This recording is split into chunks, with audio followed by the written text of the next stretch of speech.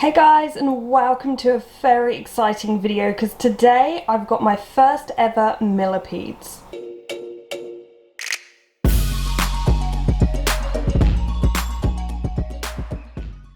First time I'm handling a millipede actually. I have very dry hands today. This probably isn't the best time to do this.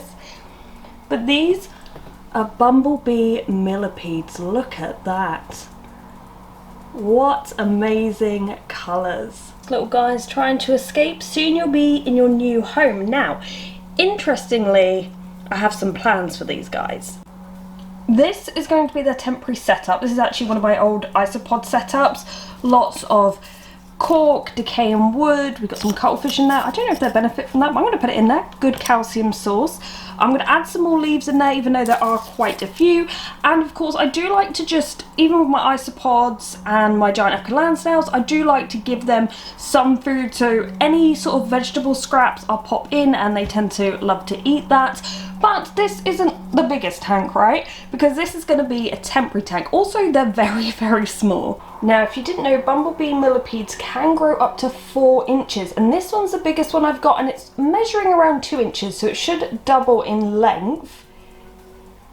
Look at it go. These guys also originate from the forest floors of the Caribbean. So they're used to the luxury lifestyle.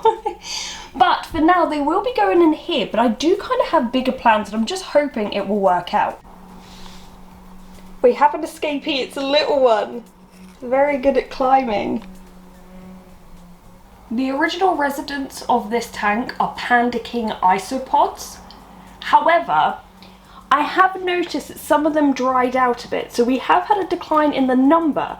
And what I'm hoping is with this new life, the new movement, and potentially their future tank, which we'll get into in a moment, I will also introduce the panda kings because I think they get a better chance in there.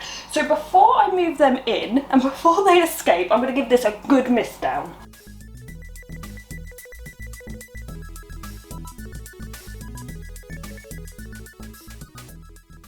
That was satisfying. Now, one of the problems in the reptile room is you do have to keep things quite moist in the summer, because not only does this room get hot, but when we use the aircon unit, obviously it kind of sucks water out of stuff, and I think that's what happened with the isopods. They have really good ventilation in here, but sometimes that can be a downside, so I'm definitely going to keep on top of that. Now to add in some leaves, and you're going to love this sound.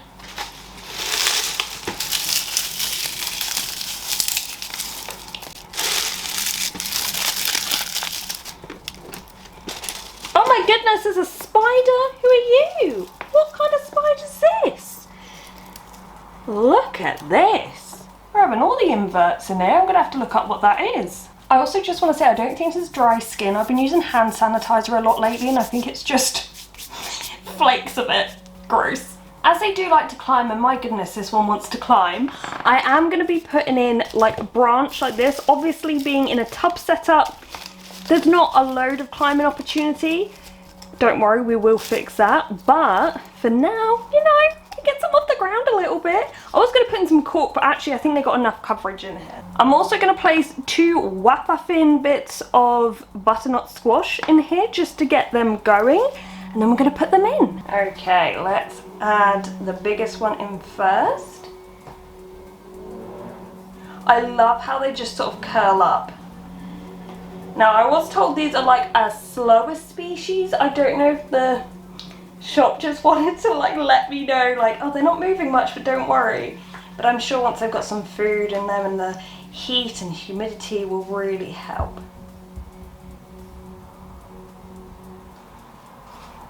The little one is quick. It is active. It is off. So I've already decided on their names. The names is Phoebe, Libby, and Aubrey. Kind of bees all at the end of their names. They could be males, they could be females, they could be both, who knows. But the main plan I had for them, as someone who's done a lot of bioactive builds now, I always love the leaf litter and everything it contains. Like a lot of you guys, I really love isopods as well, and really understanding the cleanup crew and how the whole ecosystem works. And since I'm still waiting actually for Rex, my pink tongue skinks tank. I actually ordered it like 3 months ago now, so I've been waiting a long time.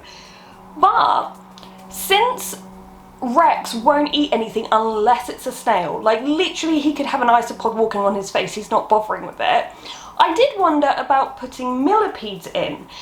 Now, there is a chance they could damage plants, so I'm going to look into that more. I was talking to Riddler Reptiles because he has olive millipedes living in his bioactive tank and he doesn't seem to have a problem, so I am curious to see how they would work in there, because not only will they have plenty of stuff to eat, they have plenty of substrate to dig in, but also they're going to have so much height as well, so if they wanted to climb, because Rex's tank is going to be 4 by 3 by 2 foot, so 2 foot deep, 4 foot high, 3 foot wide, and so to have all these little creatures, worms, springtails, isopods, and potentially these millipedes living in there, I think it will create such a cool, interesting ecosystem.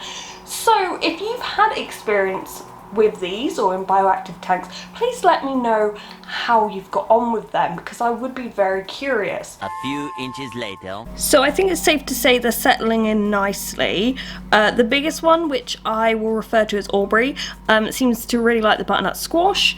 I will say Libby, the medium one, has kind of walked off under the leaves, and Phoebe, the one that climbed everything, the little one, has completely disappeared. So safe to say I think they're pretty happy in here, but let's go over and see Rex. So in typical Rex fashion, he is hiding. His tank I have wanted to upgrade since he turned a year.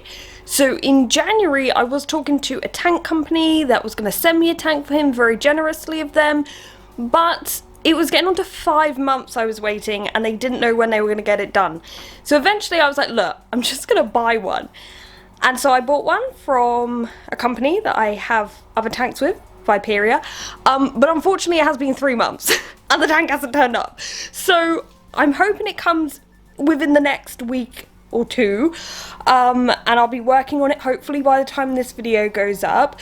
But this tank is so dense now, and Rex just hides in his cork hollow a lot of the time, so I just want him to have a lot more room. And as I said, it's going to be 4 by 3 by 2 foot, so it's going to be massive for him, great for his cleanup crew, and so many climbing and hiding opportunities for everyone. So I think we're going to finish on a time lapse to see how these guys get on, but hopefully I'll do an update in the future when hopefully I move them into Rex's new tank and we'll see whether or not they've grown.